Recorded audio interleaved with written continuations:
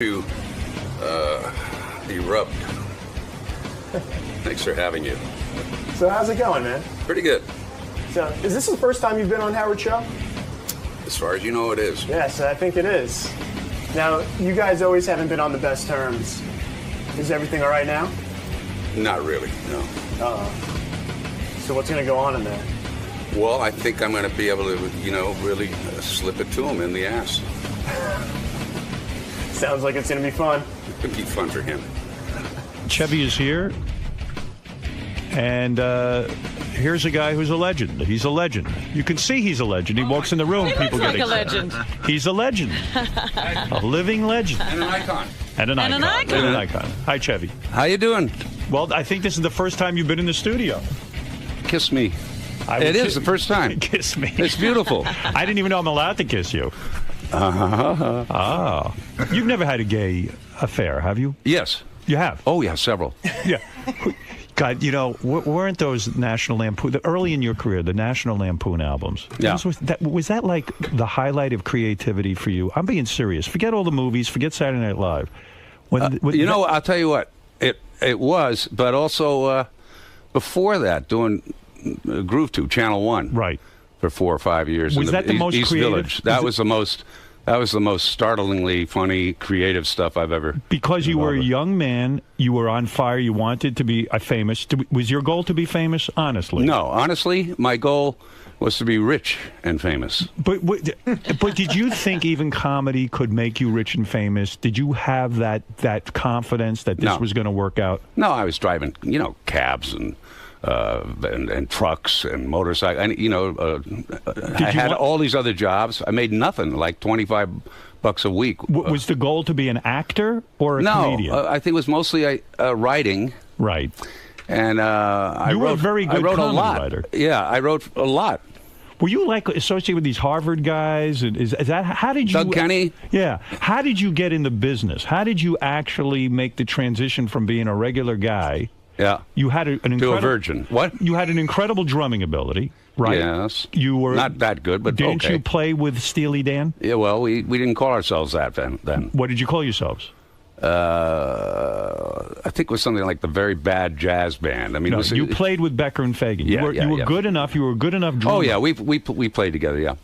So you were sort of this drummer. You grew up in a rich family or not? No. Everyone thinks you come from some aristocratic family. You know that. People think in my that background, they think that, but when you look at it, ultimately it's kind of upper middle class, right in there, because it's a long story. But my mother did come from an extremely wealthy guy, right, named Cornelius Crane, who was head of the Crane Plumbing. Oh, Crane Plumbing. Yeah. All right. Yeah. So your mother was wealthy. Your father was. But she wasn't. He left her nothing. Oh, okay. He left it all to the Zen Buddhists. She grew up wealthy, though. Your mother. So she was a class kind of conscious woman. Right. Your father was a hardworking middle class guy. Yeah, maybe a little above that, but I mean, in terms, he was a great social commentator, a writer. He wrote for Commonweal, New Republic, Harper's, New Yorker, all of that stuff. Did you like your father? And I loved him. You loved him? Loved him. Why did I have a feling you were one of those guys who didn't get along with his father? That was like he didn't want you to be in show business, didn't like the... Oh, yeah, of course. Would your dad like it until you became successful? Right. Suddenly, of course. He's your father, not you're his son. But your father spent a lot of time with you? As much as he could. They were divorced when I was 4. Aha. Yeah. And was this traumatic in your life? I imagine. Did you see your father with other women? Yeah. Did you see your mother remarried? Did you see your mother date other men? Oh yeah, she got remarried too. That was hard for you, I bet. Wasn't it weird to suddenly see your mother sleeping with a new guy? I never saw her sleep with him. I saw her sleep on him. On him? Yeah, on top of him? On top of him. Use him like a bed. Yeah, a little bit. That's traumatic. That's right. So it was a happy childhood? No. It was not? No. Why were you sad? I can't discuss it. Why? It's because there's still brothers and sisters who are alive and wouldn't want me to get into it. You mean your brother? How many brothers? An only child, yeah. No. Oh, no. He tries to make it that way. Yeah. No. He's a true narcissist. He only remembers himself. That's right. What were you molested as a child? No. Okay, so in other words, you didn't get along with your brothers and sisters. Oh no, I love my brother and sisters. But there was something. No, it was kind of an abusive situation, and the stepfather and my mother. They had issues, and You saw your mother being hit. I've seen that. Yeah. You have seen that. Yeah. Did you have to stand up to this guy, or do you still blame yourself? You were too little, too young. How could you stand up to a grown man? Oh, I did stand up to him. You did? Yeah. You went up to him and said, "Listen." No, I blew him. I went up and blew him. You blew him. You gave your stepfather. I was very short. I was, like 4 feet, and the guy was 6. You blew your own stepfather. I had to. My mother would blow you. But that particular thing, that was the pleasant part of my And childhood. by blowing your stepfather, that kept the heat off your mother. Well, it certainly kept him from my mother for that brief period of time. Yeah. So you make a joke about this, but there really was abuse going on that you saw. I don't want to get. Yeah. So, the way I saw it, children see things differently, and the way I saw it, and the way I remember it, it was. I understand why you would blow your stepfather, because how could he hurt your mother if you were giving him a blowjob? That's what I'm saying. Right. Yeah. And did you swallow this? I did. You did. Okay. I did. Right. So let me understand. It's a bright something. kid. So how do you, at such a young age, all of a sudden, you are a smart guy. Yeah. That's a perfect deflection. I never thought of that. Yeah, very few kids come up with that one. Every time I try to hit her, the kid blows me. I never thought to blow my dad when he was mad at my mother. I didn't want to get slapped around. I blew him. Calms the guy right down, doesn't he? Wow. Never thought of it that way. Yeah. So when you would do those National Lampoon albums, how did you even become one of the guys who gets to be on a National Lampoon album? Those are some of the funniest things ever, right? You wrote some of those things. Yeah. How do you get to I had that great, group? and I had great talent with me. I had Chris Guest. Right. But how do you get in on that? They came to me. Doug Kenny and Doug Kenny and Henry Beard, who founded the Lampoon after being at Harvard too long with the Lampoon. But you didn't go to Harvard. No, I wasn't at Harvard. I was in New York doing writing, basically, and I was getting a reputation for writing funny stuff. I was writing for Mad at the time. And You also, wrote for Mad Magazine. Yeah, I wrote for Mad. Is I wrote that for the Alan greatest? King. You wrote one-liners for Alan Confusing. King? It was confusing. Do you I remember? wrote monologues. I actually wrote a good part of one of his shows that won us a number of awards. I always felt Alan King was one of the most brilliant stand-up comics. When Really? I was a kid. Yeah, I loved his work, and I always thought he was quite right on. He had a rhythm, that's for sure. He wasn't the most articulate guy. Right. And so writing his monologue... and could you make money doing that? Yeah, it's Writers Guild money. It's what it is. Well, and how do you get that kind of work? You just meet Alan King somewhere? You get. It started off when I was in college writing, and then I come out of that, and I did Channel 1 television, underground television, Groove Tube. Right. Got a name there, and then began. Mad was, in fact, it was the 15th anniversary of Mad and Playboy. Playboy had clearly surpassed Mad in terms of its audience, and Mad wanted to, at the time, Jerry DiFuccio and Bill Gaines and those guys wanted to make Mad magazine go a little further than the 13-year-olds. So they came to me and said, we're trying to pull in the 18, 19, 20-year-olds. Can you write stuff? And I what wrote an honor. Scenes like we like, scenes you like to see. And Mad. Oh, you wrote those? Yeah. Wow, Mad Magazine to me, that was the mecca for me. Really? Yeah, I worshiped Mad Magazine. One of my cousins had drawn some covers for them, and it was like... You didn't like sunbathing? No. All that mattered to me was Mad Magazine. Yeah. You've seen me. Do I look like I've been in the sun? No. No, I mean the magazine. There was a magazine called Sunbathing. No. Before Playboy. No. You mean Nudist Magazine? Yeah. I found everything airbrushed out. It was beautiful. Yeah, great. Mad Magazine to me is the pinnacle. At that time, I mean, in fact, they put me on their cover. I think it's the one thing I have hanging in my office. Yeah, it's the cover of Mad Magazine that I would make that. That to me is a great honor. I was on the back. I did the back cover. I have that in my house. Yeah, it's funny because Mad. I mean, when I was doing that, and Doug and Henry called me over to the Lampoon. They were offering something like $100 a page, but a page was like 10,000 words, right. of tough, good writing. Yes. Mad was like 8 frames, cartoon, and you do a few balloons, and that's it, and $200 a page. Right, but still, so I said no to Doug and Henry. But it's a lot of pressure to come up with those things. It's not an easy job, right? It depends did it come easily to you? It's not hard for you to do, what you do. We've talked about these things. I mean, this is something comes natural to you. You're very good at it. And for me, it sort of came naturally, too. So it wasn't that difficult for me. Be serious with me for 1 second, though. When you talk about abuse in your childhood, because I want to understand Chevy Chase, your parents would lock you in a closet for hours on end. Is that true? I've read that. No, not for hours on end. And then they would take you out and then beat you. Is that true? No, Boy, what a fun. they take me out and beat me off. No, Yeah. be honest. I'm being serious now. No, you no. were the victim of abuse. By any standard you see now, I think it might be called somewhat abusive. In my life, and for me emotionally, it was. You were locked in a closet. On many occasions I was, but I Why? was also a bad kid on occasions. Wait a second. What did you do that was so bad that would cause you to I be don't locked know. in a closet? Would That's- you ever lock I one was of your locked in the kids in a cellar. closet?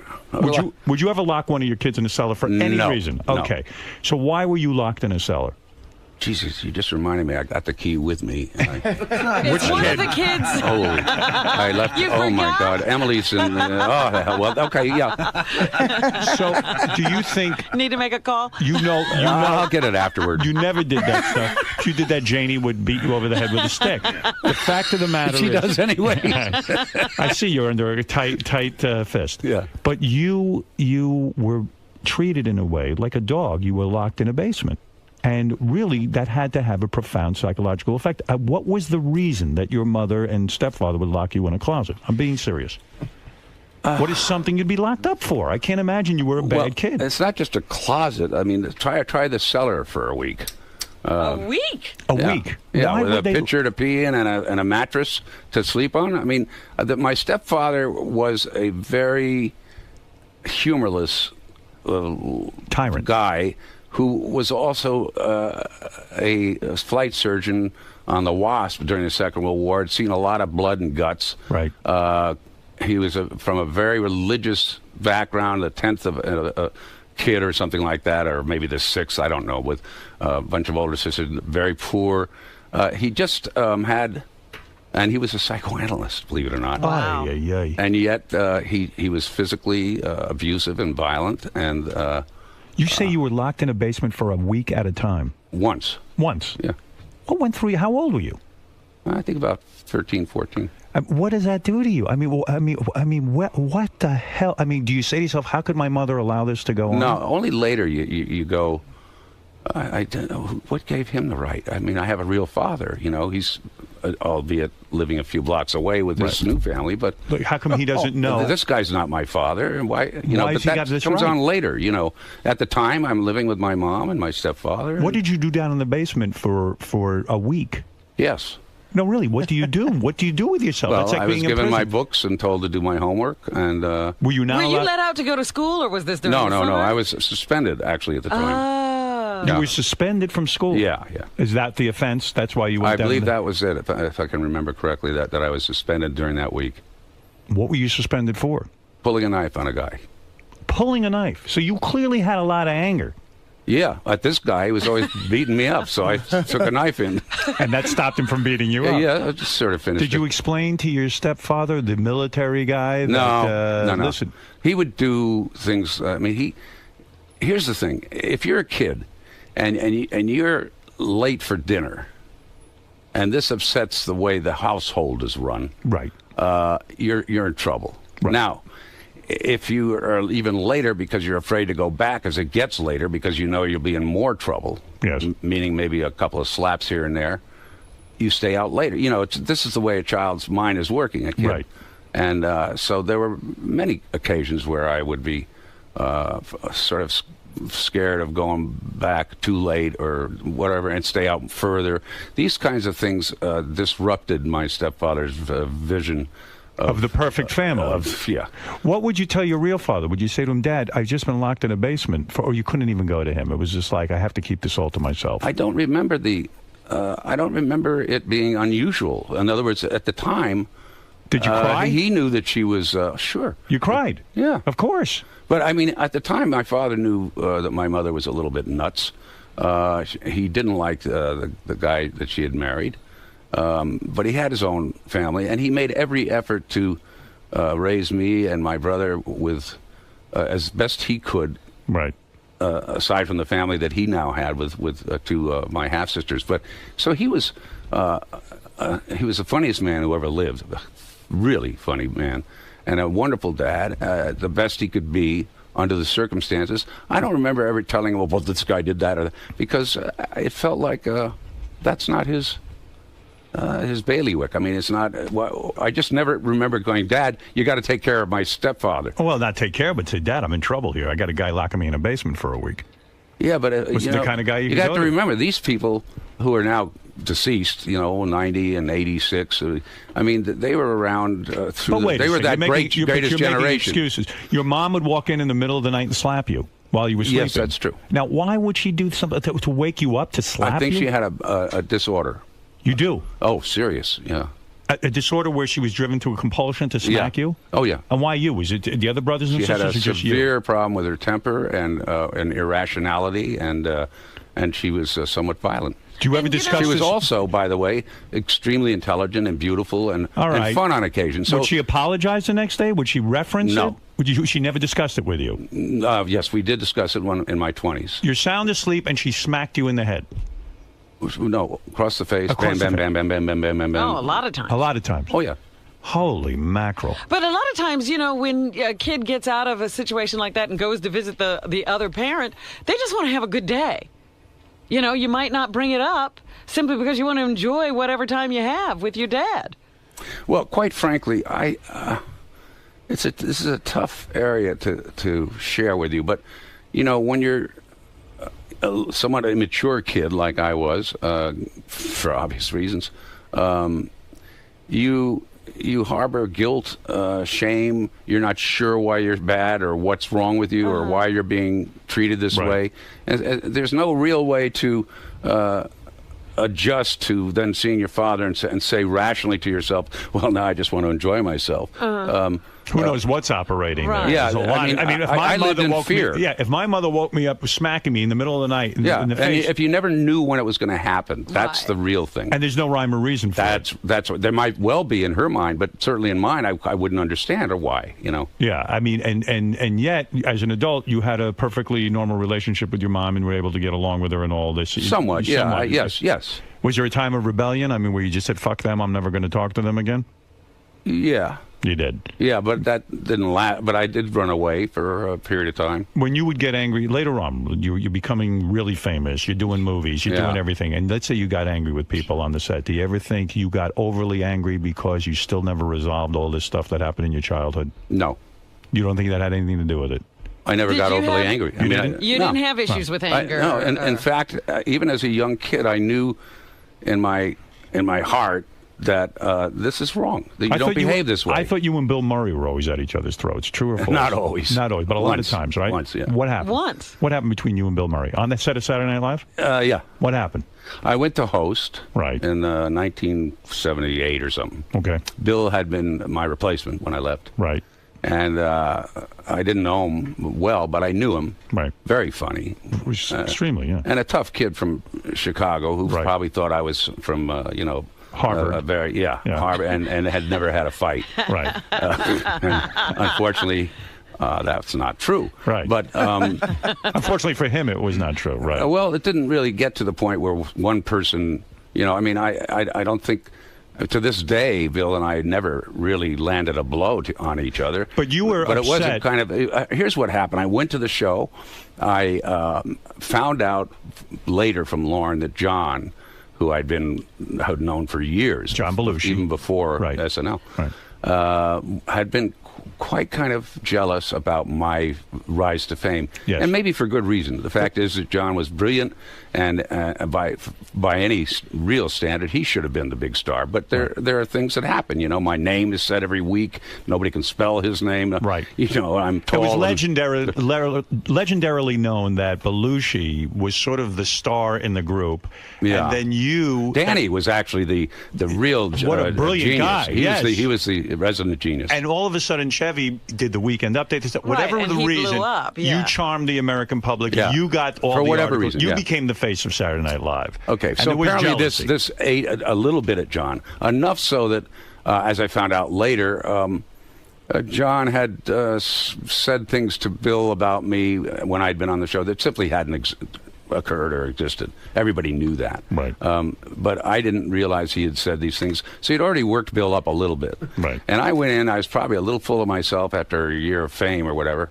And in the sense that I think that Billy probably wanted to knock me down a couple of rungs, you know? Right. And also, Billy had a habit at the time. I don't know what he's like now, but he had a habit of getting into fights Right. with people. He liked it. Right. And I think he wanted to take me on.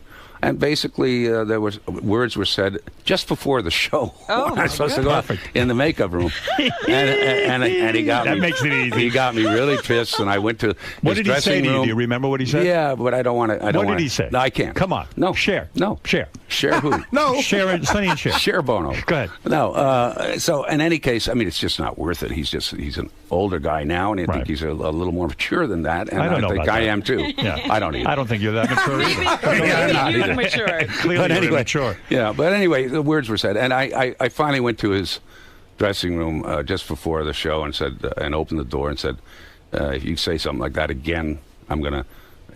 Whatever. And John was there. They were both sitting back in the car. And I realized in that instant it was John, because he gave me a look. It was, here's the total instigator is John. Right. Which is kind of funny, really. Yeah. He was enjoying seeing the fruits of his labor. Yes. He I laid think the so. groundwork. But and here maybe it a was. little guilty, too, because what happened was Billy jumped up from this couch they were sitting on, lounging on, and charged me at the door. And I immediately got into a fight stance, which is, I boxed a lot, and I didn't. So I had no problem with fights. I was ready to level him, and he was probably ready to scratch me up. And at the same time, John rushed to the door. And John's like 5'7", 9, 10. Billy's like 6 feet 6'1". Right. I'm like 6'3" and a half at the time. Right. And John puts his hands on the door to block it off. And as I remember, I might have thrown a glancing punch off to his forehead. Wow. And Billy, I think, might have hit him in the back of the head. So John was the one. John broke it up. John broke his head up. No. Yeah, basically. And then also Brian Doyle Murray, who's Billy's older brother, Yeah. came behind me and grabbed my arms to stop me. Oh, great. And So Bill can hit and he you. was strong as hell, Yes. Brian. He was a short guy, but these guys had obviously been in a few rumbles. So you're not close with Bill Murray even to this day. Well, we've never been close, but we've been very friendly. We played golf together. You have? Oh, yeah. Oh, okay. And I can't So- play for crap. I don't like golf. Billy is a golf maven. Right. He really knows You it. play because it's a social thing. Yeah. Yeah, if someone invites you, you'll go. Yeah, and I think we've made an effort over the years to get to know each other better and to put that stuff behind Do us. people expect you to be a great golfer because of the movie Caddyshack? Yeah. Yeah. You were in Caddyshack, too. They probably had to pay you a boatload of money to appear in Caddyshack, too. As I remembered, it was about a week of work and about $800,000 at the time. Right. So A week of work. Yeah. 800 grand. Yeah. And that's when I think 800 that was grand it. was 800 grand. Yeah. That's You when know, he- if the fight with Bill Murray had ever gotten really bad, would you have resorted to your old trick of blowing him, you think? I actually, the funny thing is that there was a party in L.A. afterward. And this is in L.A. later, like a few weeks later, and I'm in L.A. and somebody says Bill Murray's here. He's at the party, and I stormed from the backyard around the pool right toward Bill, who was in this room. Oh, God. And he could see me coming, and I was coming fast, and he kind of gave me a look. He was a little bit nervous, and I got in there, and people were watching, and as I sort of let the door close, I hit my knees and went down and started unzipping his pants. And he started laughing. I think that was really... It's an old martial arts trick. Yeah, so, it's a great... Yeah, it's a little jiu-jitsu, a little karoke, a little... whatever. You know, that's... $800,000 for Caddy. You were going to say? I was going to say, first of all, that story is amazing. The only thing that would make it better is if Belushi was in the samurai uniform and you were all ready for... Yeah, But knowing that backstory about him and Bill Murray, they're both in Caddyshack together. And one of the best scenes... Oh, I had to watch out for Bill there. I was always worried I'd get hit in the back of the head by something. But because he's that way. you improvised that scene, right? That's an amazing story. It's one of the funniest scenes in the movie. Yeah. And Harold Ramis was the director. And it was his first movie. I remember Harold going, cut. Action. It was first for him, and one of my first, and Billy's first. And we didn't have a scene with me and Bill, really, that mattered. So we I think, sat at lunch during one shooting day, and just sort of figured out what the scene would be. Wow. And then kind of improvised. I didn't know that Bill was going to come at me with the wine and the joint back and forth. So we just made stuff up. He said, you have got a pool. You have a pool, don't you? And I said, yeah, we got a pool and a pond. Pond would be good for you. Stuff like that. That's one of the biggest quotes in the movie, and you made that up. Yeah, right there. And he said, where do you live again? 2. You don't want to give him the whole number. And he's like, you're there on Trying to Briar. keep him away. It's Carl, that guy, Maybe, Bill, also the weird thing between you and Bill Murray was that, you left Saturday Night Live after a year, and you've even said you regret having left so early. It would have been fun to be there for a couple of years and enjoy it, you know. And you left and that kind of thing, and it was a confusing time for you. You left because you loved a woman and all of that. Yeah. And then Bill Murray came in, and I bet you it was hard for you to turn on the TV and watch all those guys doing their thing. I never did. You never did. You never looked back. I was busy. You never watched the show. No. Is that true? Yeah. You never would be curious and say, I wonder what happened with the show and how those guys... On occasion I would see something, but they would rerun things and stuff, and I would see, cheeseburger, stuff like that. Right. I don't remember the whole sketches or anything. Did you become sort of like, oh, that's not funny, cheeseburger? No. I saw Bill, I think, singing in the shower or something. I thought, that's pretty good. Yeah. Bill was funny on Saturday Night Live. Yeah. He was good. I mean, what makes Bill great and funny was hard to follow is his danger. Yes. And that's a reality in his life too. Right. So when you're going to do a scene with Bill on the golf course, and you may have had a little thing a few years earlier, you better watch out. You might be hit with the club when you're not. Because he's that funny, but it's not so funny to get like a big gash in the back of your head. So it's a very kind of funny situation with the two of us. I really enjoyed working with him. I think that the danger in his humor. He has to stick with that and take the other danger out of his life. I think it's a miracle that you've been able to have a successful marriage, you and Janie. Yeah. Because really, when I think back, I got into this with you on the phone one time about all of the women in your life. I mean, more famous you couldn't be than you. And there were lots of women. You're a young, good-looking guy, funny guy in Hollywood. Yeah. I can't imagine the stories your penis can tell. Ooh. I mean, it's really, really something. Would you like it to start talking? Could you make your penis talk right now? Well, I would, but this really a small studio.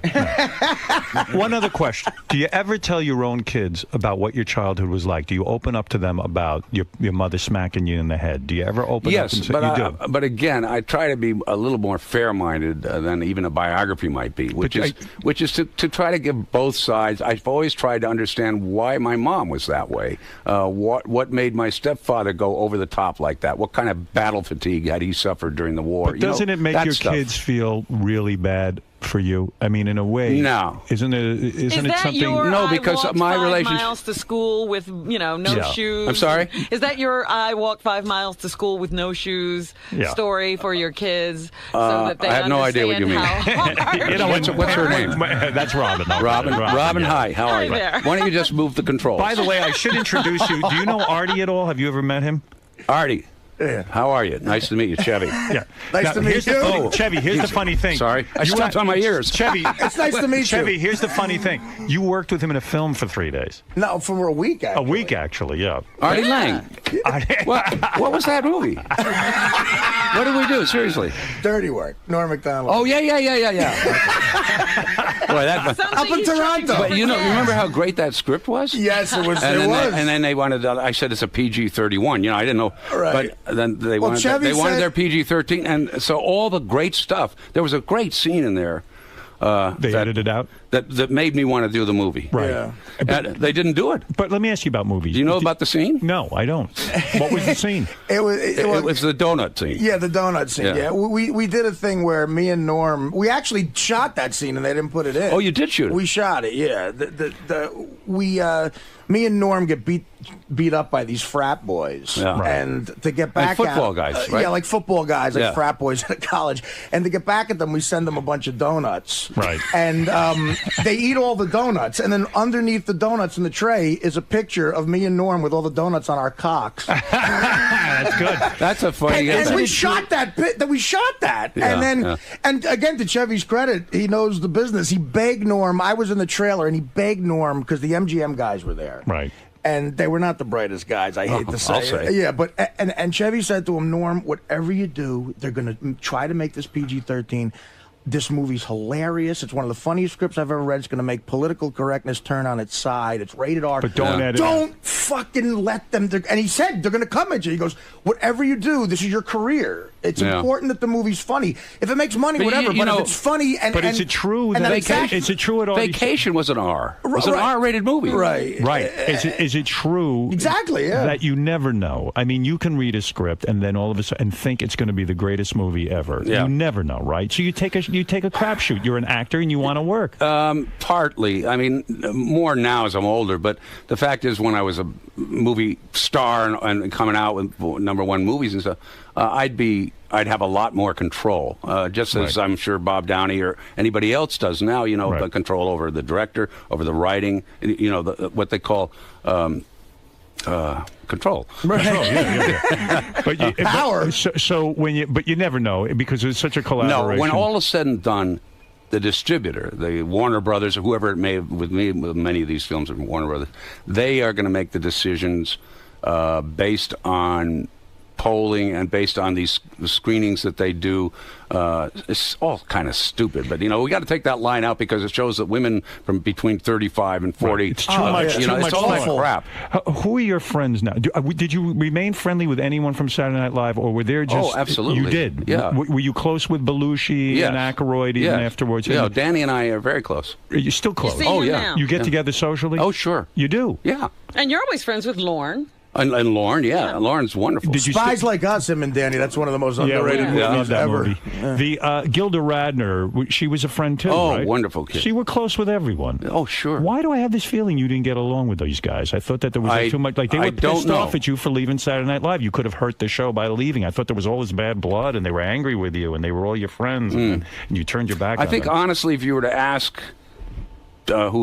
Anybody who's left? Right. I mean, John and Gilda, God rest their souls. But and they would say the same. I think if you talk to Jane or Lorraine or whoever's, Dan, they'd tell you that first year that I was there, was extremely close, friendly. I was never a hard guy to work with or anything like that. I never took myself seriously when it came to me getting more famous.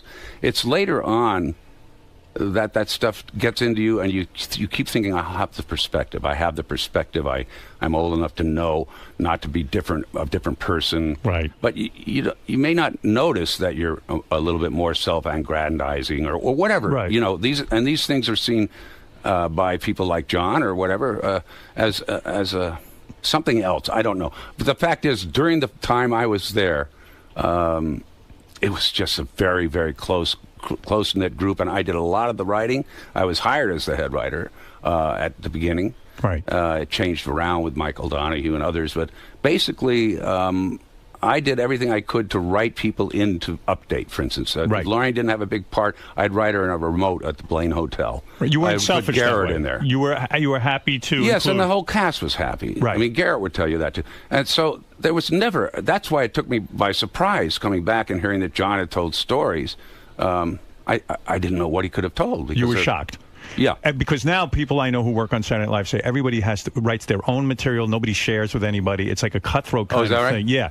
And so it was a different way back then. It was like you guys were all collaborators. There were so few of us. Right. But if you wrote something good, you might even say, gee, this isn't right for me. It's right for someone else. Oh, yeah. That's right. I That's wrote for generous. everybody else a lot. And it came off on screen. I wrote magical at first. I wrote Jaws 2. Right. Which was the land shark concept. And you gave that. And I thought, John does a great Richard Dreyfuss. Danny's great in anything. Right. Jane's great for Gilda being at home listening to the radio about the shark. Right. And I'll do the shark. Because I can do this guy who goes, Mrs. Allen, and the shark. The concept was the shark's really intelligent. He's a land shark, but really not a hell of a lot brighter than the people who open the door, and they're not real bright. Nobody's really bright in any of this. Right. So he says, flowers, ma'am? I'm not expecting any flowers. And there'd be a little pause, and I'd go, your car's double parked. Anything. And, in that case, they open the door. Like, that'll make you open the door. You conceived that script sitting in a room by yourself. Yeah. In other words, you're sitting around, what could be funny? Jaws was popular. I'm going to write it. I liked the character of the shark, too. I think I want to do that voice, yeah. The sharks can talk, that he can talk. And would you sketch this by hand, or would you type it on the type? You would write it out by hand. Type it out. Yeah, I have the original typed thing in my house, actually. Do you hang that on a wall? With white out and stuff. No, it's in a pamphlet or something. I don't know. It's in my office somewhere. It's exciting. I mean, and then you would hand it in, and then they would cast the thing, and then you'd see it on TV that week. It was instant gratification. That had to be fun. Yeah, that's good. Not like making a movie. When you went out to Hollywood, the first movie was Goldie Hawn, right? Yeah. Foul play. And right? you two never became lovers? Oh, we did. Oh, you did? During that film, we kind of fell in love a little bit. Oh, my God. I thought there was incredible chemistry. No, we were young, yeah. Chevy, the Goldie Hawn in her day, I'm talking about in her prime. Yeah.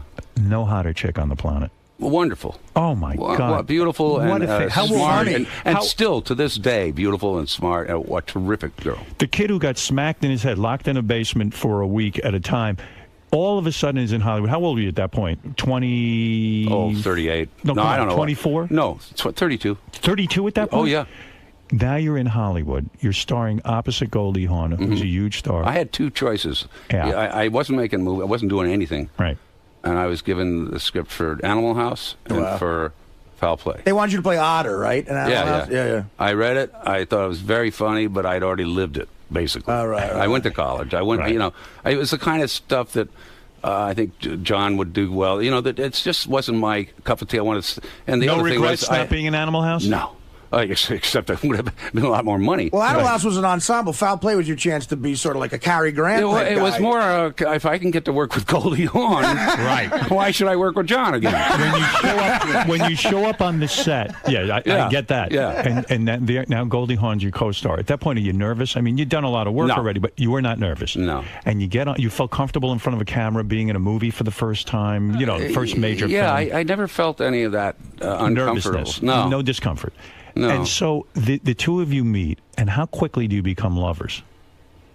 Well, we knew we really loved each other in some way. Right. But we didn't actually consummate any of that until the end of the movie. No kidding. So it becomes this one big flirtation. In fact, the movie would probably show you that sort of... The tension. That almost sexual tension between us. I tell you, there is no sexier woman in her day than Goldie Hawn.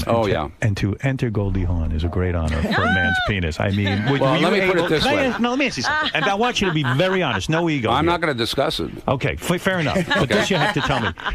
With a woman that hot, can you last a long time? I didn't tell you I entered her or anything else. No. All I told you was became in love. We loved each other. We really did. And to this day, we love each other in many ways. But why did it break up? Oh, Kurt and Goldie are like, they're a great couple. Do you become despondent, we both grew apart from each other. You don't become despondent over that? You don't become like, oh, man, that's such a great piece of ass. Or was she a pain in the ass, in a sense? Is it hard to date a woman that famous? No, there was no problem that way. It's just that I was not inclined at that point to be only with one person, and I'm not sure that Goldie was, for that matter. Oh, man. I can't even imagine what went on in there. Was she wild, or was she very conservative? In what sense? You know what sense I'm talking about. We're men. I have no idea what you mean. We are men. You've blown men. I blew Kurt. They became lovers. All right, listen to me. Kurt was better. But you know what's amazing? You think about the shit movies that are out nowadays. Back in that time of the 70s, you got two scripts like Foul Play and Animal House floating around. You got guys like Chevy Chase, Belushi, and that's just what an insane time for entertainment. And as a fan, I was in heaven. I mean, you saw some great films. I mean, we still watch those films. No, you're being too nice now. No, but let's go back to 6 years ago or whatever it was. Go back to blowing that guy. The frustrating part about Dirty Work was it's amazing. Like I was there when you were giving Norm that soliloquy, and every single thing you said started to come true. I said to Norm, and even Norm would say, Chevy's ringing in my ears. The studio, they were going to release it in February, which, away from everything else. And the producer had to have known this, too. I know. The producer, this guy, Bob Simons, who's a successful guy, you know, he sort of strung people along, and then right away everything started changing. He goes, well, we're thinking about a PG-13. It's only a few jokes. And then Norm was powerless. Yeah, and then all of a sudden, it was a June 5th release opposite Godzilla and The Truman Show with Jim Carrey. Now it's PG-13. It just got lost. Well, the whole point of the script and the movie was that it was so far over the top. Right. Chevy, that did it you was move in with Goldie it was like Hawn? the aristocrat joke. You Chevy, know? Right. Yeah. Did you move in with Goldie Hawn to her house? No. You did not? No. You lived separately? Oh, yes. But you'd go over there and hang out? On occasion. Oh, boy. What went on there? A lot of dogs, animals, kids, normal, regular Was stuff. it weird that she had the kids around and you were doing her? Oh, I wasn't. Certainly not with the kids around anyway. Was she your most famous conquest? It wasn't a conquest. Are you Kate Hudson's father? I'm her lover. You're a lover. If he was her father, Kate Hudson would be much funnier. Let me tell you about. Let me tell you about this. The 5th annual Chevy Chase Green School Auction. What this is you put this together with your wife. Yeah. This is a charity thing. What does your charity do, first of all? Well, Janie began the Center for Environmental Education 20-some years ago, and she's always been an environmentalist. She's a really good one. In this particular year, this auction, we're more or less concentrating on greening schools. From soup to nuts, and basically this is going to be about a diet for children and schools, but also the schools themselves will be environmentally. So you're going to a school that's made of arugula and spinach, and then when lunch comes along, you eat the walls. What? Right. I don't know. What you're saying is the greening of the school means that a lot of toxic chemicals are used. Even the janitorial staff, That's clean, they take it and they make it a safe environment for kids, and they concentrate. And I on get getting the kids, toxic chemicals, and they get kids getting healthy. Right? Is that it? Yes. It's a big undertaking. Yes, it's big, and right now I think Janie's concentrating on some 5 model kind of schools. Right. But this is a movement that's taking place in many areas. In San Francisco already, Gavin Newsom is working on that stuff. There are many people who are concentrating on this, but it's got to be. We need the dough. Right. You need money to do these things. Yeah. So, all right. So you have this auction every year, and since you have so many fancy friends, you get some really good stuff. Well, to auction who's off. a fancy friend? You. Yes. I mean, I can't tell you how much it means that you and I became good friends. Yes, I'm happy about it. You're a terrific guy. People might not know that by hearing you on the radio. They might think, well, he's a fucking, filthy mouth, I fuck him, ass fuck. But in fact, when I'm... That's exactly what people say. I know. Not verbatim. You know what won me over? You know what won me over? When I meet Howard outside of this, when you blew with me Beth at that and party, that was the best. That won me over. When you just came down on your knees, just like you did with Bill Murray. That was a tough one, man, because usually it's the guy's hard. I was very okay. He rushed you at a party, too. I was so glad to reconcile with it. I didn't even know you. I mean, I was so thrilled that when we... When was that? We did meet a few years ago, and you met we were me talking at a about hotel. our kids. You met me at a hotel. My kids were with me. Oh, yeah. Yeah, and I am so glad because you are terrific, and you are one of the funniest guys on the planet. And he was saying the other day that, I don't know how I could have been so upset with him. I always liked him. I know. So let me tell you about some of the things you're auctioning off. Yes. Okay. One of the things is a day in the studio with us and the gang. Which, by the way, I'm very proud of this. Last year, it raised a lot of money for charity, Hanging Out with Us. Mm-hmm. Guy paid a lot of money. It was the biggest. It was the biggest. It beat having lunch with Bill Clinton. Yep. Really? Yes. And the Cameron Diaz thing. And the Cameron Diaz thing. Yeah. But you do have some other good things on here, and I'll tell people where they can go to bid on these things. Let's see. I'll mention a couple. This I like. Day on the set with Robert Downey Jr. on Iron Man 2. Ooh. Spend a day in his trailer and on set in California. That's good. Poor Robert Downey. He's got to be in the trailer with you? No, let me just tell you about Coke this. dealers When need not Chevy was apply. making movies, he never would have done that. No, let me tell you something. You were busy with Goldie Hawn. Yes. Robert Downey and I communicate quite a bit. We are absolute total fans of each other. Right. And I think he may well be one of the greatest, if not the greatest, American actor we have. terrific. Yes. He's Wow. wonderful. You're absolutely right. And he's had a great album out a few years back and stuff. But this guy's multi-talented. Yes. When he did Chaplin, that really got brilliant. me. Because Chaplin, to me, was the most brilliant physical comic that I'd ever seen. And he did him to a T. Yes. He's a terrifically nice guy. If anything has ever impaired him, it's only himself. Right. And that's a shame because we all have our our idiosyncrasies and our problems, but he's You've seen a he's lot of straight, and he's working hard to remain that way, and that's, by the way, his private business. I shouldn't be bringing it up. But wouldn't you agree it would be more fun to hang out on the set with him when he used to be high in the old days? Now he's I don't know. I don't When know. he'd wind up in someone else's home in their bed. Here's some other things I'll mention. That was a friend's home run. A tennis lesson with Chris Everett. Ooh. Pool playing with Chevy Chase. Are you good at Amsterdam Billiards? Yeah, I'm good. You're good.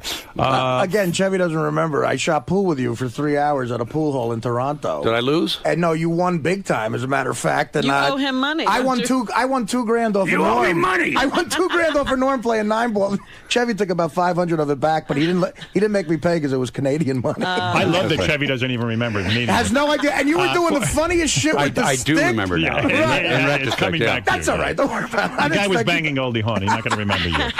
4 VIP tickets to Mad Money with Jim. When you're masturbating, I think of Jim Cramer. No, not Jim. Do you ever think of Goldie? Is she one of the girls in your Rolodex that comes through your mind? Actually, what I do when I masturbate is I open up my Rolodex. And I do, and you as masturbate I it. go down the You don't list, think and of her- sometimes I'll hit somebody like Alan Zweibel or Rich Belzer, and bam, I lose it. It never comes into your mind. Seriously. I mean, I know you love Janie and you had a very successful marriage Yeah. with her. But there are times when you sit there and go, oh, boy, there was some girls. And then you're alone in the house. The kids are gone. You're Howard, nude. You have a glass of wine. I'm too old for this. Really? You don't honestly, masturbate? I've been with her for so long, Yes. Janie. I've been in love with her for Yeah. 28 years. And somehow she with me. This is one of those uncommon, luckiest things that can happen in your life, and I hope it happens for you and Beth. Thank you. The sex life is still going strong? Yes. It is? Yes. Would you say over 2 times a week? I would not tell you, but certainly. Really? Certainly more than 2 times a week? Oh, absolutely. Sometimes 15. 15 times a week. You have a there's voracious That's days are healthy. long, you know. That's a healthy sex. You have, You have lunch, bam. You know, then you got things to do in the afternoon. There's cocktail I'm hour, happy for bam. you. As a boy, then you have dinner, I bam. think of the little boy locked in the basement for a week. I think of the little boy being smacked by his mother. In the Yeah, middle of sleep, I think and of I'm him when I happy for you. masturbate. No, that's what you think about. No. Being back in the basement. All right, 4 VIP. No, but that's where Janie Do and you I ever- make love, in the I basement. would say, does Janie ever wake up in the middle of the night and just smack you around? I like it. You said her mother me, and then she smacks you in the head. Yes. Sometimes she diapers me. 4 VIP tickets to Mad Money with Jim Cramer, and you meet and greet with him. These are very, very good. Well, look at Tour some of of the the- I mean- Today Show with Al Roker, a 1-week internship with Donna Karen. Like if you were Here's my sure. favorite. I mean, go one ahead. of them. The 10-day, 9-night Galapagos Island expedition. Wow. 2 aboard the National Geographic Polaris, our Islander, courtesy of Linda. This thing, we were just up in the Arctic with the National Geographic Endeavor, with Jimmy Carter and Madeleine Albright, and these people and scientists, and one of the most spectacular environmental experiences I've ever had. And this Galapagos, And it has that's to one be of the wonderful. things they auction off. Yes. What about this? A BJ to completion from Chevy Chase, dressed as Land Shark. What is that going to go for? That's No, gotta that be- says blown by the land shark. But that's you. You're the Land Shark. Yeah, as but you the revealed. teeth. Well, Blowjob, let me man. I mean, you've got a million things on here. You can go on the website. 4 VIP tickets to the Late Show with David Letterman, meet and greet with Paul Yeah, Schaefer. You got And I'm sure VIP Paul will get tickets. high with you. Jimmy right? Buffett. Paul Would Schaefer Paul will get meet high you? with you SNL? backstage or anything? Paul? Like, yeah, would he says No, he wouldn't. He wouldn't do No, that. he's already too high. he's too high already. All right. So what else do you have on here? You have I mean it's an amazing 2 VIP tickets late night with Conan O'Brien. Well, you know, if you go onto online to CharityBuzz.com, Okay. And and you'll down see here- all of these lots, Including- and there are things that are not particularly expensive, like a sombrero from Three Amigos, that kind of stuff. Three Amigos a great movie. Huh? Yeah, I liked it. Oh my Those God. guys are funny. That was fun? Oh yeah. Oh man. Hey, listen. You know who you need on this show? Steve. He'd be great on the show. Well, wouldn't I he? was lucky enough to have dinner with Steve Martin. You were. We went to dinner. Good. We've gone. Can you imagine we him call on each this? other. Just you wouldn't stand a chance because he's so concerned. You know. Oh so, my God, he you know. is completely opposite than what I thought he would be. Yeah. He's Didn't he a tell quiet, you he would never do the introspective, show? intelligent. What? No, I told you I would never ask him to be on the show. If he wants to be on. He could be on, but Oh, I he thought could, said yeah, but he would wouldn't, never of do course, it. you know. Last book he wrote was brilliant, right? Did you read Oh, it he's- about yeah. his I mean, he's- rise to stand-up comedy? How he He's a remarkable guy. I really love is. him. I piss him off a lot. Perhaps because I because he's such a private guy, and I like to share experiences about him and stuff.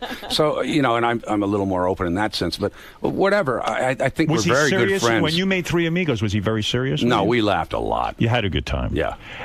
No girls to bang on that set, too, unfortunately. Oh, there was Marty. Marty, you banged. Yeah, you dress him up in a wig. He's very feminine. And I tell you this, if you do bid on coming down here to the studio, what I'll let you do is talk to Gary, find out what we're planning for that week or the next couple of weeks, and pick the show you want to be a part of. So if we have a Chevy Chase in here or somebody you want to meet, then you can be part of that show. So we'll let you pick. And by the way, I'll come anytime you want. Good. We like that. For that kind of, whatever you... Oh, then you could come do that show. Yeah, I heard you... Yeah, I have. I mean, well, all I'm saying is... this is my first time on this show. Yeah. And you have no idea who's I'm having fun. You're having a good time. Yeah, I just don't know who this guy is. You're right. Yeah. Reminiscing with Arnie. Right. Check out the auction items. And then the girl who runs the the knobs over there. Check out the auction items at CharityBuzz.com. You'll be quite thrilled, and also you'll be giving to a good cause. And also recently I saw somewhere you were very upset with the choice of Sarah Palin. I did a tirade yesterday on the air. It was a mistake for me to do one while I'm trying to promote an auction, because I lose people who, but we all have our political views, and sometimes you can't contain yourself. And you're a Barack Obama guy? I am Barack Obama. You are Barack Obama. You write his speeches? I write everything. You write everything for him. CharityBuzz.com. Chevy, this was great. Hey, Howard. You got to come back and see us again. Artie, it was good to see you again. And Robin. Can I want to ask you one more question. Okay. I'm sorry. The answer is no. This is interesting. You can't have a blowjob. No, well, maybe later. Doug Kenny, the guy who co-wrote Caddyshack. Yeah. And he co-wrote Animal House. Oh, yeah. Right. And he plays wonderful. Stork in Animal House. People don't realize that. He was my deepest friend. He killed himself, right?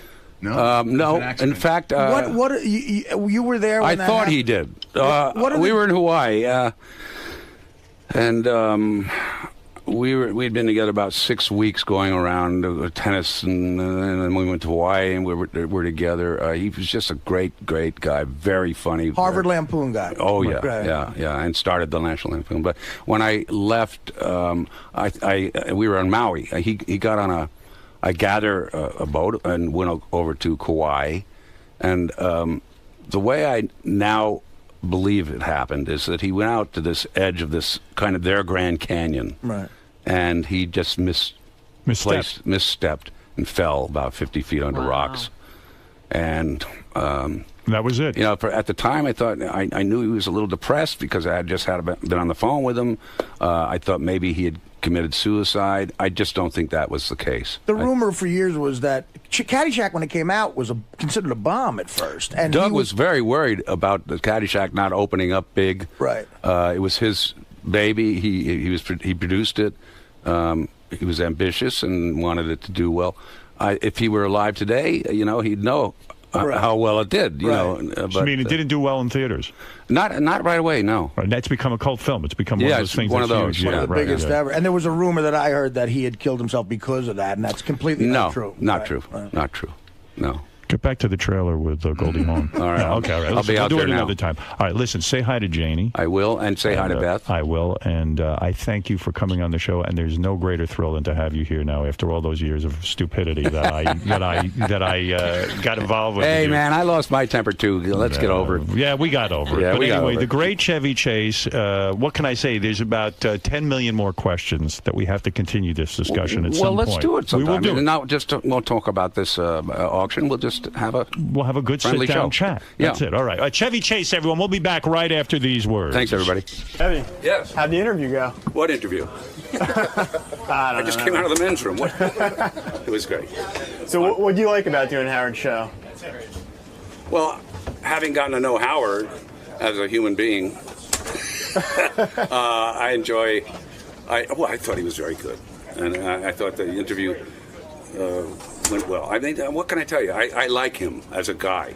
I like him as a person off the air. It was fun. It was nice to be in that studio. It's a great studio, nice people, and how could I complain? You can't. There you have it. How was it seeing Artie again?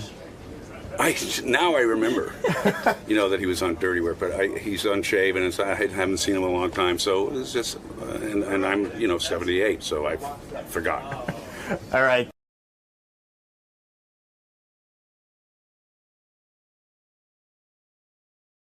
Good morning, everybody. What's happening? Yeah. Got an exciting show for you today. By the way, stopping by on the show today is Joe Frazier, one of my heroes, who I believe was a great world champion of boxing, who was 10 times more talented in the ring than Muhammad Ali, and 10 times the man Muhammad Ali was. That if people who are boxing fans or just fans of great iconic heroes, the true hero of that era was Joe Frazier, not Muhammad Ali. Start that again. Well, I think you really need to watch a special that's going. In fact, that's why Joe's here. HBO has commemorated the Thriller in Manila, which I know. I saw that promo.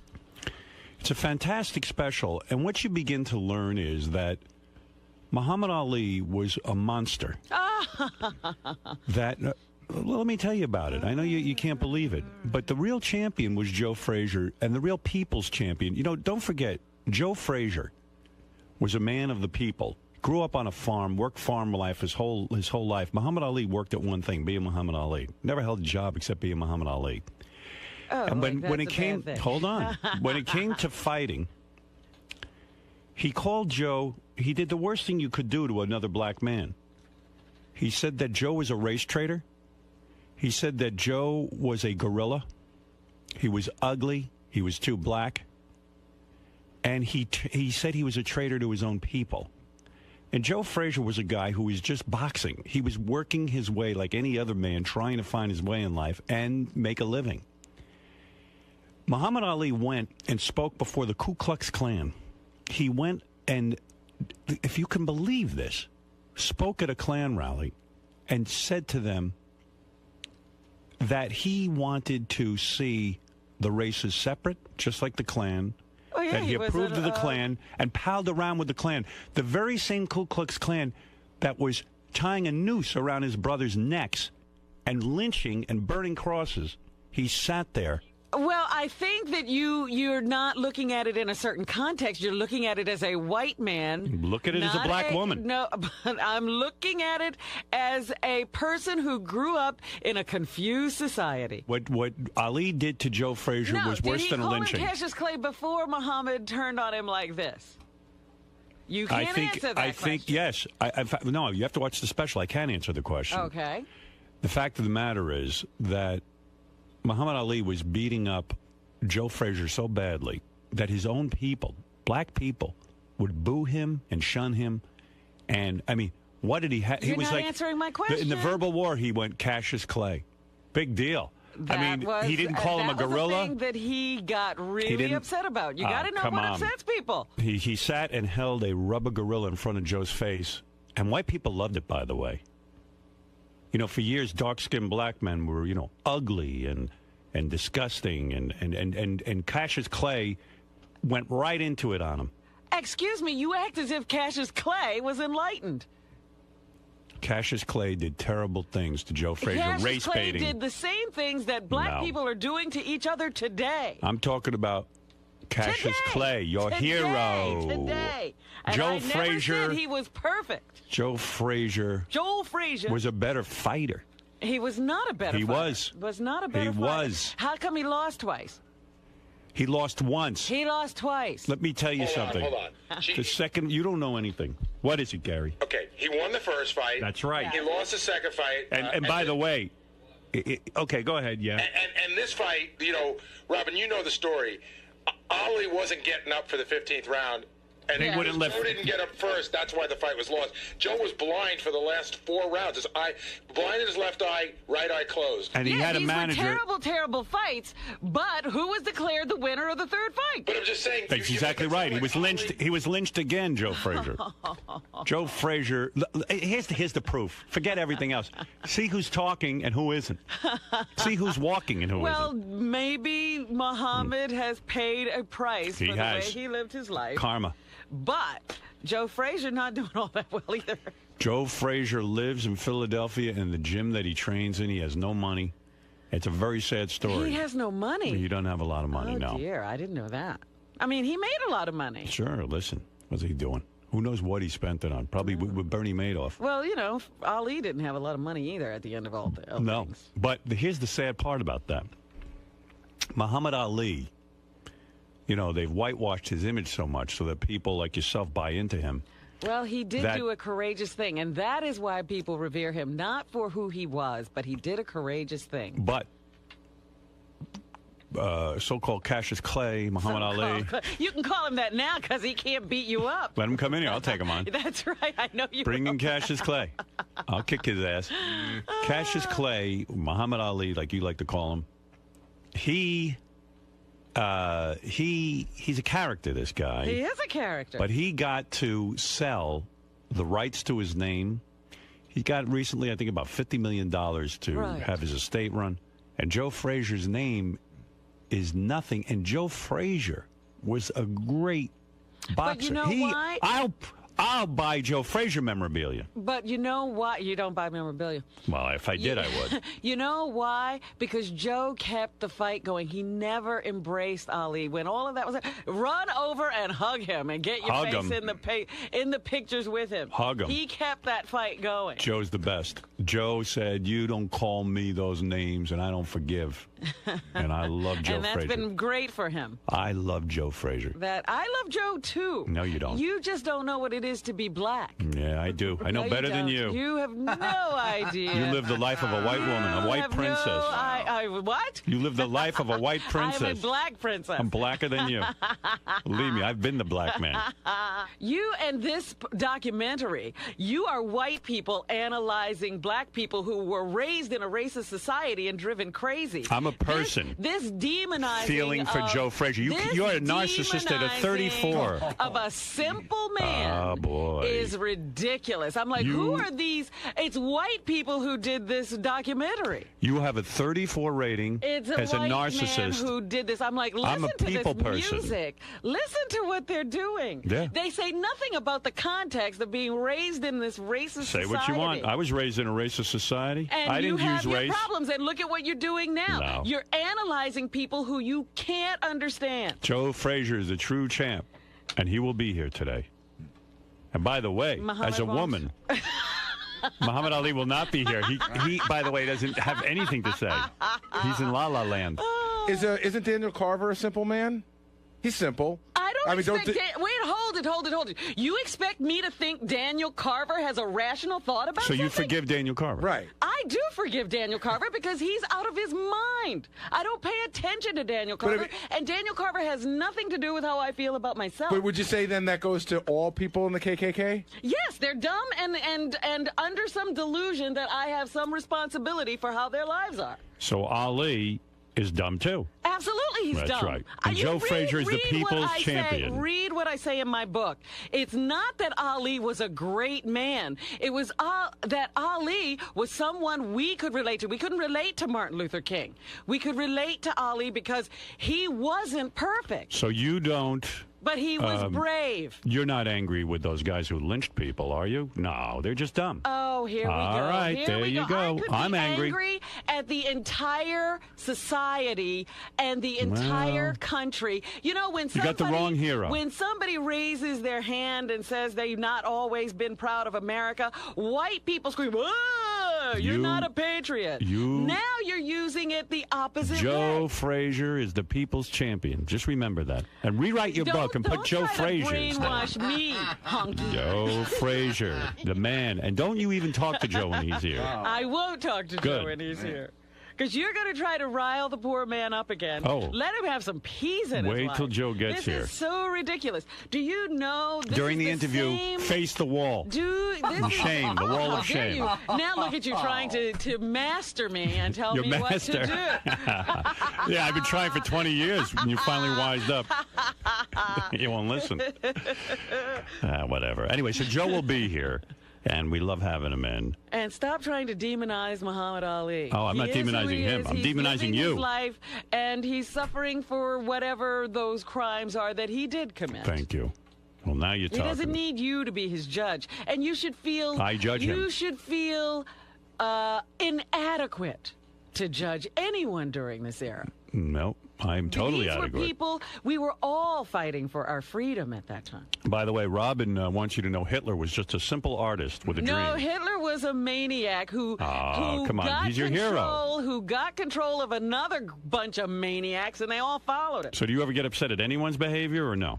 Surely I get upset at the actual behavior, but you can't expect crazy people to have rational thoughts. Your hero, Muhammad Ali, Was a crazy person. is the wrong Driven hero. crazy by the society No. he was grown up. The he wrong grew up. hero. You need to And so worship was Joe Frazier. Because for Joe to be subject to someone else calling him a gorilla is ridiculous. It shows a lack of character. No. Yes. Joe had a family. You can't. That people. was part of the problem. Stop it. You've never had a national figure, a beloved national figure, sit there and ridicule Are you kidding me? I've been called names all my life. not on the world stage. Absolutely. People have Who did that? ridiculed me. Who's the maligned prominence? me just for working with you. Who is the prominence of Joe How of about Muhammad the woman Ali? who runs Ebony magazine? Oh, How I never heard of her. Almost every black organization. Never heard of them. They shun me. No. Shun me. Bullshit. Bullshit. That's right. Have you ever seen me in Ebony magazine? Yes. No, you haven't. And they had you behind bars in a cage. People have called me the same names they've called Joe. I'm going to put you on the cover of Howard Stern's Ebony. I'm buying Ebony magazine. Look, you'll see the real hero come through those doors I love today. Joe, but you can't carry on like this. It's ridiculous. You will see the real hero. It's ridiculous. Right, Fred? Unfortunately. Who do you side with, Fred? I think you're being overly simplistic of your evaluation. come on. You're talking about He's talking to you, Rob. They're about It's 3 years away complicated. from being lynched in the South. I think it was a black guy trying to wrest any sort of control for himself in the world. I want And you if to. that I meant, want you to apologize to Joe Frazier I today. always do like Joe. apologize to Joe. And I Love think it was Joe. gamesmanship on Ali's part. Absolutely. And Joe fell into the syndrome, just like George Foreman. Well, we all can't be as strong as you. And by the way, what is it, Gary? You know, there's one interesting part that you're leaving out of this. Yeah, this ridiculous documentary. No, just as far as the relationship, and this is a true thing, Robin. You know, when Ali couldn't get a fight because he was out, you know, Joe Frazier went to the Pennsylvania Commission. I know all of Right, this. and they were in the back of a car, and Ali had no money. Yes. And Joe Frazier handed over I a thing. know. So, if you're doing that, how could you turn around and do that to Frazier? It's simple. It's not they that simple. were raised in a society that was crazy. excuses. That he should- You if- have no idea what It's a horrible racism man. is. You have no idea what it does to people. None. All I can what tell do you you think is South Africa was all about? All those black people dominated by a few white people. You know why? Do you know why? You're going to well, tell let's me. learn. Because the tribes hated each other. So they couldn't unite to oust their black captors. Okay, but if Ali hated Frazier, why did he take his money? Why was he his friend? He was in a survival mode, obviously, all of his life. Excuses. See, the thing is, I don't think Ali ever hated Frazier. He was just using him. And unfortunately, And Frazier took the bait every goddamn time. That's right. No. Joe was very Absolutely. naive. So Joe's naive, but he isn't. But he didn't He's make not a fun of a bad man's man. race. No, he he's didn't. a good. But he's a good man, and I he's think the people's hero. I think the pain that Joe felt a real was being black man. tricked by Ali every friggin' time. Well, Absolutely. and Joe and his Every family. time And Muhammad was part the of devil. That, and part No. of that is the relationship between light-skinned black people Hey. and dark-skinned black people. I've made a decision. Not only are you going to face the wall during Joe's visit, but Fred Fred is is. gonna face He's the going to wall. stare at you. I said I love Joe. Are you kidding? You're out. See, you can't do both. I mean, Ali- Howard wants you to choose. Choose, man. Ali even cheated the Foreman out of his championship. Absolutely. You ever see? There's a thing ESPN had on about like don't blame George Foreman for losing to Ali because Ali went there and he did some pretty amazing He gamesmanship did stuff absolutely to the same Frazier. thing. He would Same want to win at thing. any cost. I am with the dark-skinned black man. Well, Well, then There you you're go. still separating the That's races. right. You're still Me and Joe. separating the black people from each other. Joe told me Muhammad Ali's white. On the so other no hand, high I'm a stepping yellows uniter. for you. I'm with the real black man. I'm the uniter. All of us are black, and it doesn't matter what color your Well. skin is. And Then you're not we black. have to realize what racism does. It even turns people against themselves. Joe Frazier will be here, and Robin and Fred will be facing the wall. Thank Here you. we go. Massa says we got to face the wall. Massa's telling you. You better listen. Because I'm we sorry. got opinions that don't agree with his. I'm sorry. You guys better face the wall. All right. Frazier, good morning. Hey, Right this way, sir. happy birthday. Happy birthday. It's a happy birthday. That's 2, 3, 4 months back. How you doing today? Oh, man, I'm doing fine. Excited to be back on the show? Oh, always been nice to you hours. You know what I mean? We're going to talk about what we used to do.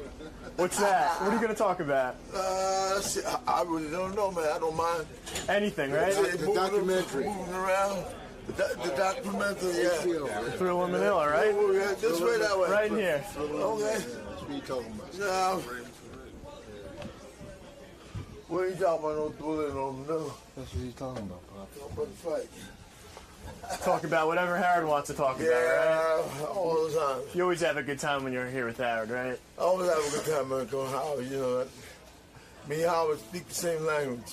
You guys get each other. Huh? You guys get each other. Oh, yeah, we're good guys. All right, man. Have fun in there today. All right, boogie, boogie. World champion Joe Frazier is here. I assume his son Marvis is with him. I'm thinking.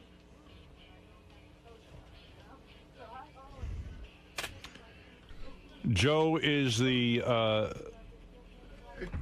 man walking through the door this is the greatest boxer of all time. I don't care what anyone says. He's the guy left standing, not Ali or so-called Cassius Clay. This is the real champion, the world champion, the true champion, the true boxing champion of the world. And now, finally, there's proof.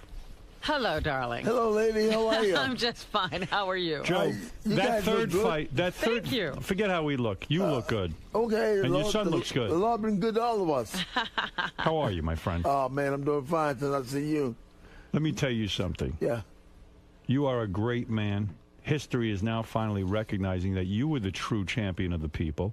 You are the true black man. That's right. And you are the true Here you go, lover. separating the races Yep, again. that's right. Yeah. That's what Muhammad Ali did to my man. And so you're going to perpetuate the problem. Muhammad Ali is a worse racist than a Ku Klux Klansman. Oh, you're ridiculous, because Muhammad Ali He's a couldn't black enslave people. He's what? A black Ku Klux Klan. He's a black Ku Klux Klan. Do you know? All I he don't know. could do was call names. In your new, I want to talk to you for a second. Good. In your new special, this HBO Did you documentary. make this special? Right. You must. Thriller in Manila. Okay. All right. First of all, I learned a few things. This Cassius Clay, Yeah. Oh, I wish he could beat you up. he can't. I could kick his ass. No. I'll fight him right now. All you do is mention my name. Don't worry about it. Cassius Clay went and spoke before the Ku Klux Klan Did some? and said that the people should be separated. Yeah. And I can't imagine psychologically what it did to you back in those days when Cassius Clay would sit there and hold up a gorilla and put it in your face and say you should be in a zoo in a cage.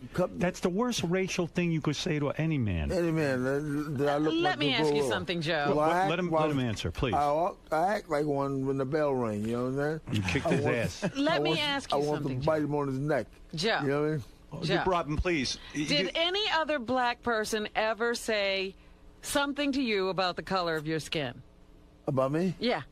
I didn't have no problem with that. Come on, tell the my grandmother truth. was ours. Tell the truth. Your grandmother was Irish. Okay, that's the truth. Hold My on, Joe. grandmother Let me was take ours. Let me take you And through a blonde, too. this. Let me take you through this. I am here to celebrate Yeah. the new special that's coming out on HBO. I've seen it already, and Robin hasn't. So I'm going to say this. You like it? Do I like it? Yeah. It vindicates me.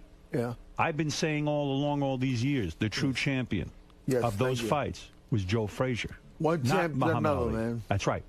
And this finally proves it. You Now- know what, Joe? Muhammad Ali never did this show. And it's right, because he can't. Yeah, you know but why? then Because Joe pummeled the shit out of him. He could have done this show at one No. time. Lady, he had like 3 or 4 movies out. Joe, I'm worried about you. I saw in the documentary you were living in your gym. Yeah. You're down on your luck money-wise. That's what it kind of says. And now No. I heard you lost the gym. I don't. No, I haven't lost no gym. You got the gym? The gym is still there. I just want to sell it. I'm not losing it. Where are you living then? Here and there.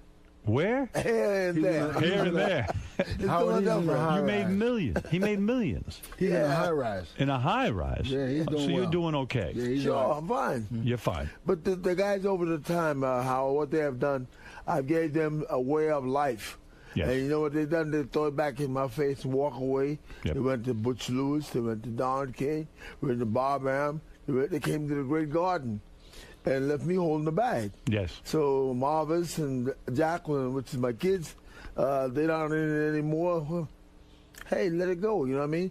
It's a whole lot of nice places that they can make out of it. The Irishman team comes over. You know what I mean?